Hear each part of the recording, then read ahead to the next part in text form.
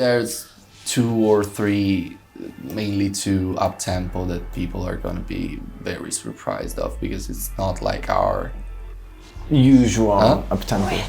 Which? We're mic'd. Yes. Cheating in Italian. Yes, that's pretty interesting actually. I agree with that. It feels like my parents when I was young, they used to fight in English.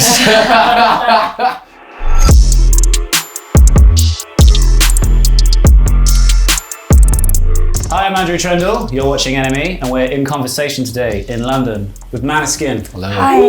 How are you guys doing? All good. All good, thank you. All good. Quite tired, but good. I was going to say, you guys look, well, you always look amazing, but it's like 5 a.m. in the morning. It's so... Too early. Too early, man. Yeah, I know. Yeah. We're sleeping. Did you guys go out last night? Yeah. No. A bit. Who's the best behaved? Who's the worst behaved? Hey, Best? best is Damiano. Damiano. Yeah. Worst probably me. As you can tell. Favorite boys, yeah. So the last time we spoke was before your glorious homecoming show in Verona. Yeah. I mean, how's life been since then? Touring, traveling, mainly festivals. We just finished the festival season. We played, I don't know how many. So many. So many. Yeah. Luckily. So we just played. Yeah. We did a lot of great festivals, because Verona was one of the latest concerts in Italy, and then we moved out from the country and we did Rock in Rio, we did Rock in Ring, we did Lollapalooza, all different festivals. So Yeah, we went in Japan. Yeah, yeah, once also in Japan. Tokyo, correct. Are you guys experiencing much like Beatlemania? Do you have to like wear disguises and hide in Yeah. doorways? Stuff like Some that. places. Yeah. Stuff like that. Amazing. How would you describe your relationship with your fans? Do they have a name yet, like Swifties or? No, we don't have a name. We always try to think of one, but they all sound cringe. So No, I think that it's cringe if we if you give a name. give a name, right? They name themselves like most of the time. Yeah, exactly. Like no fans in general. They Gaga pick- fans, find Taylor the Swift fans, they name Swifties, themselves. Monsters. Yeah. What would you guys Monsters be is. called? I can't think of them. Yeah. Write them in the comments. Good Yeah. ideas. Yeah, tell us how you want to be called. Moonlighters. Oh! Don't suggest that. Why Sorry, do you my suggest bad, this? my bad, sorry. This? I didn't say anything. Got it. Cut it. But you guys must be London regulars by now. I mean, how does it? What does a standard evening or a standard day in London look like for Måneskin? It depends. When we were here by ourselves, we used to wake up like late and then start to go out all day long. And we used to go a lot in Camden and Bricks Lane. And then in the evening, we just used to go see bands playing. There are a lot of bands to see play, and now it's different. We wake up very, very early in radio stations, TV shows, stuff like that, and we don't go to Brick Lane anymore. We're in different countries. I miss 7 Brick days. Lane. Yeah, I miss Brick Lane. But you guys were in Camden last week for that Yeah. secret show. That sounds pretty. I mean, you guys got a history of these. You did the one in Islington last year, which is pretty amazing. What do you guys get out of those kind of shows? Do you like feeling like a garage band again? Yeah. It's the best. It's like going back to the start, and it feels very intimate because these very small venues, and also like now when we played the new single for the first time, and playing it in such a small venue, we could see people's like reactions so close. It was cool. I'm sorry, my voice. As good as rock and roll. Do you guys prefer those kind of shows to like feeling like rock gods in like Verona or the upcoming show at the O2? Or I think it's like two different side of what we do. It's just different, but I wouldn't say like that one is better than the other. Yeah. Like of course when you play big stages, you have a lot of space to manage, and of course you hear better and all this stuff. But when you play in these small venues, you're like in the crowd and the energy hits different. So everything is pros and cons. yeah, and you're one of those bands that can be Iggy Pop and Freddie Mercury at the same time. Exactly. And speaking of these huge shows, I believe you've sold out the O2, Yeah. which is Yeah. pretty crazy. Yeah. Yes, it's Not bad. really crazy. It's great. Good news. It's good. It's Really. good. But for that O2 show, are you planning on pulling out all the stops? Anything? Is there going to be like another dimension to the Måneskin live experience when you hit these arenas next year? Yeah. Yeah, absolutely. We'll try to like plan the show. Like every time we do the set list or set up the show, we do it to the venue in which we're playing. So as it's gonna be in the arenas, we're gonna try to set up an interesting and different show. Pyro, lasers, robots. No, No robots. Maybe some pyros. maybe some fun. Maybe some photos. Yeah. Yeah. No Why not? lasers, bad for the eyes. We only use them once or twice. What, Yeah. lasers? No, pyros. pyros. Yeah. A bunch of times now. Bunch of Yeah. times. I want one of those Rammstein cannons. You see? it? Yeah, then my dream. And also Metallica lights. And is it like your reputation precedes you? I mean, I think a lot of people are clamoring to see Måneskin because they know they're going to get a show. Which is like when you guys got when you guys got censored at the VMAs. How does that make you feel? Does that like give you a kick, or do you kind of feel that like maybe mainstream rock and roll is just a bit too sanitized and censored? Yeah. itself? Yeah, I think like it shows that there are still many prejudices towards rock bands and towards women, and I don't know. There's a lot to work on, and we try to do our part, and we're happy that we've been censored. Yeah, Like not happy, but it's sad, but it's good that people then talk about it Yeah. and think about it, because it's very stupid that there has to be all this, I don't know, Censorship. control and censorship over people's bodies. Just play. Yeah. Yeah, exactly. And well, in that sense, I mean, do you have a sense of what people might come to expect from Måneskin?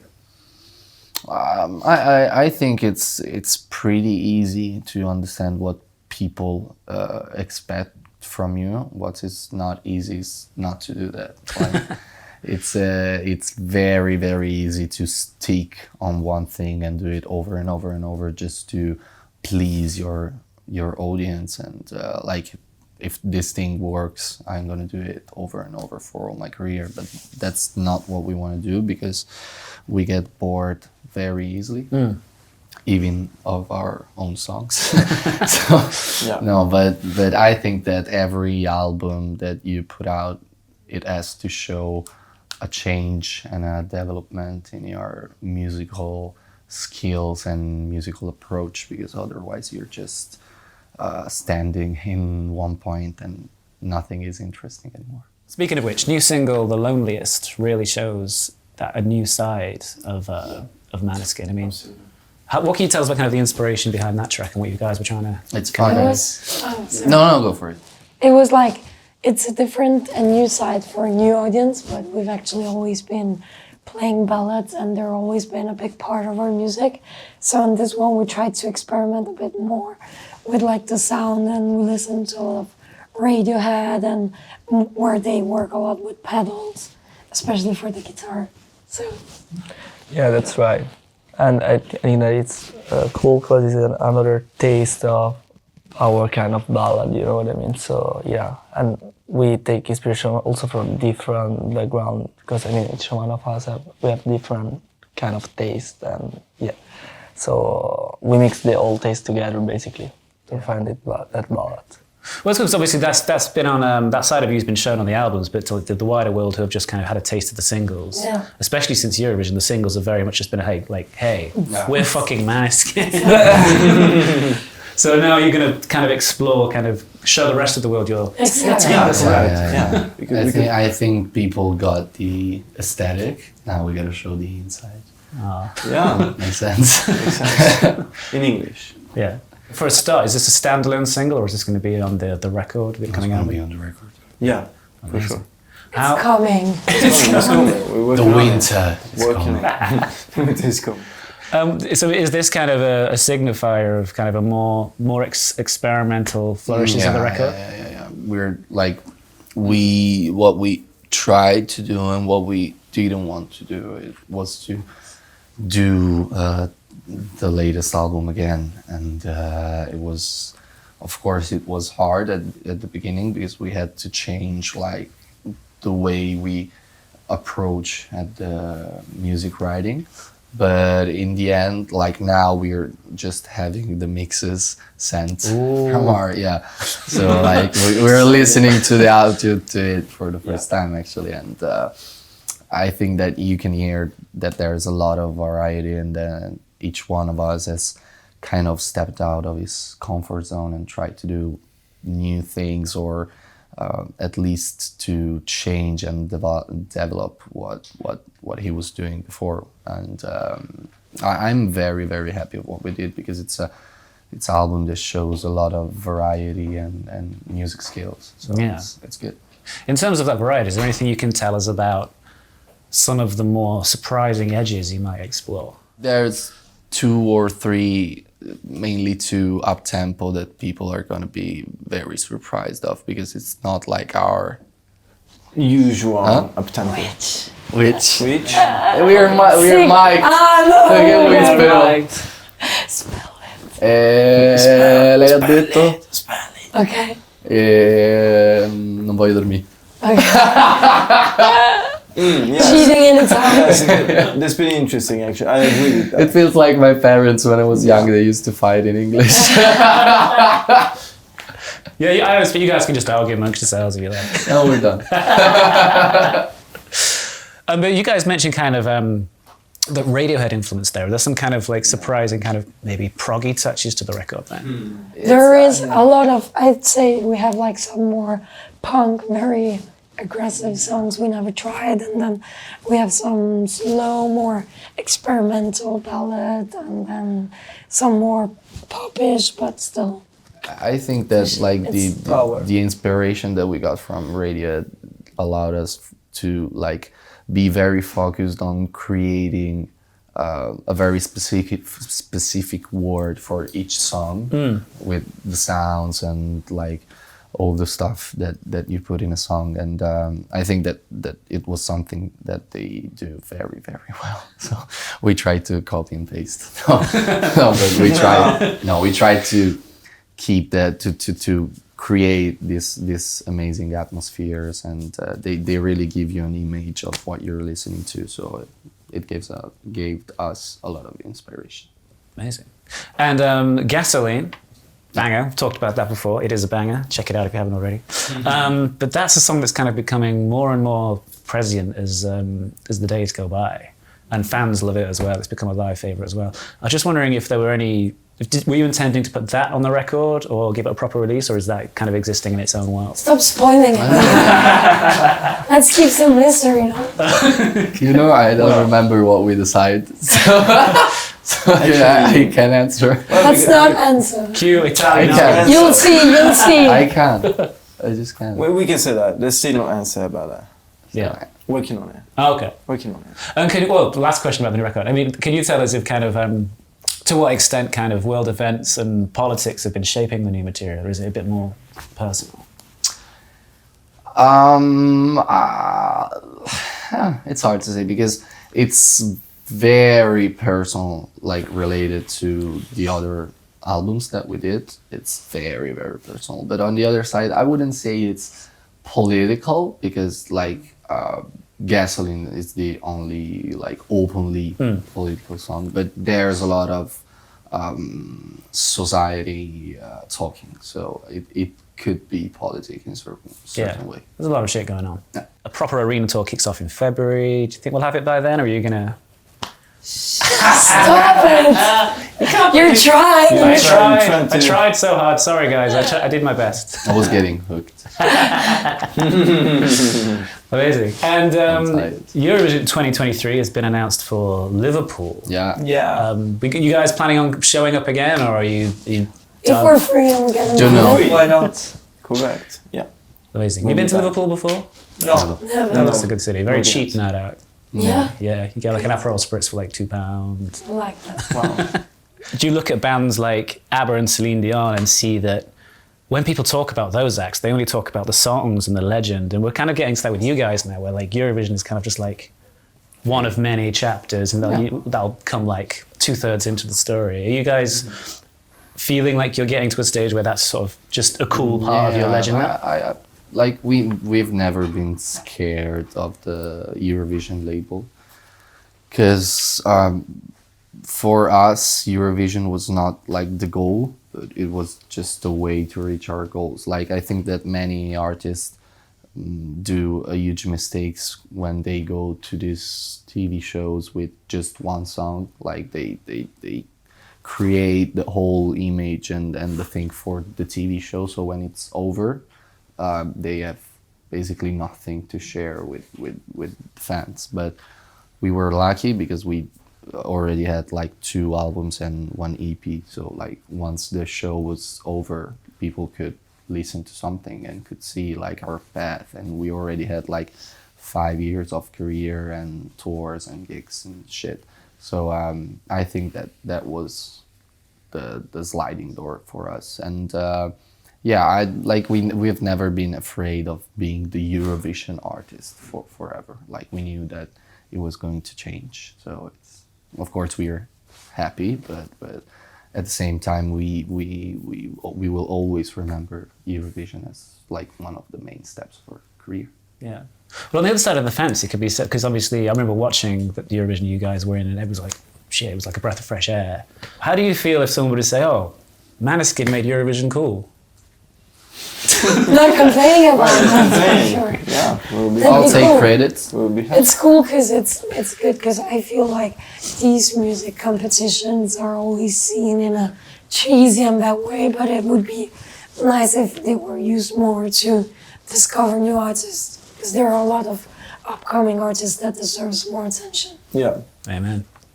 And a lot of fans were sad that you guys couldn't make it to Reading last year. Do you know if you have plans to make a return in summer 2023? Fingers crossed. Yeah. We hope so. Yeah. Amazing. Are there any other like cool pinch me moments on the horizon that you've like that just slid under your door and like, holy shit, we're doing that? Many. From all the times. festivals to, like now that we were in Latin America, we played Rock in Rio, which is like one of the most iconic. We met Guns N' Roses, Red Hot Chili Peppers. So many crazy things. Yeah. So. Well, I was going to say, because last time we spoke, you told us about the amazing morning you had having breakfast with Chris Martin. Can you fill us in on any other crazy moments with legends since then? Yeah, I would say Red Hot and I was here with Slash Slash was for me, crazy. absolutely. And also Madonna. Thomas went at Madonna's Oh, house. right. Thomas Mayhem. Madonna. Yeah, it was very cool in New York. What do you do at Madonna's house? Secrets. Yeah, it's, I'm don't trying. spoil, please. Yeah, no, tell I was just Hanging out. hanging out. Yeah, Hanging exactly. out. Yeah. But yeah, I don't know. For me, one really special moment was when we played in Rock am Ring, because we had the chance to play, because the crowd and the audience in that festival was really into the rock music, and have the approbation of that crowd for me was like, oh my god, sick. Especially for an upcoming band that us, you know what I mean. Are you hanging out? Are you asking for advice, or is it just like, we're not worthy? It depends. No, you try to keep it cool, and you don't want to. Yeah, but like when we were in New York, and then James Hetfield just came into our room, and I was like, hi, and he was like, hi, how are you doing? I was like, I was like shaking. I couldn't keep it cool. So sometimes. Yeah, sometimes it happens. Yeah. On a red carpet interview, I think you mentioned the idea of maybe wanting to work with Blackpink. Have they been in touch? Have they been on the phone? No. No, they don't use social media. It's hard, but they're too big now. Have any other like crazy collaboration offers come to you since you've become so Crazy massive? Yeah, but it's still secret. You're trying to take advantage of us because we're tired and we might say things we can't, but... Okay, we'll do the next interview at 4 a.m. and then we'll deprive them of coffee, we'll get everything you need. Exactly. What are you guys doing with the rest of the day? What does the rest of your London day have? Interviews. And then a flight. Amazing. Maybe a flight, yeah. And then we'll see you again at the O2 in May? Yeah. May 8th. Yeah. Eighth Mate. Be there, mate. mate. Måneskin, O2 is going to change your life. And again, Måneskin, thank you so much for your time. you. Thank you. Cheers, guys.